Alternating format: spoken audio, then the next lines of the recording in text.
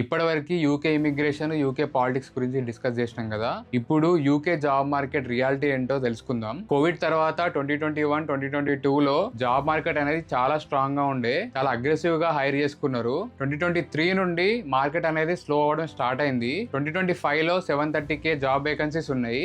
Compare to last year 10% drop అనేది ఉంది. అలానే యూకే అన్ఎంప్లాయ్మెంట్ అనేది ఆల్మోస్ట్ 5% ఉంది. ఇది 2021 కంటే కూడా తక్కువ.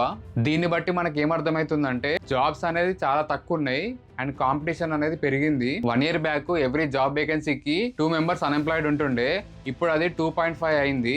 అండ్ ఇది జస్ట్ ఇమిగ్రేషన్ ఇష్యూ కాదు, ఓవరాల్ గా job market situation. Graduate jobs అయితే 2018 తర్వాత ఇప్పుడే లోయెస్ట్ ఉన్నాయి. ఆల్మోస్ట్ 30% డ్రాప్ ఉంది రీసెంట్ ఇయర్స్ లో. ఇది UK job market reality. Market అనేది స్లో ఉంది, టఫ్ ఉంది అండ్ కాంపిటేటివ్ ఉంది. మనము visa sponsorship, settlement, immigration rules కంటే ముందు జాబ్ మార్కెట్ తెలుసుకోవాలి.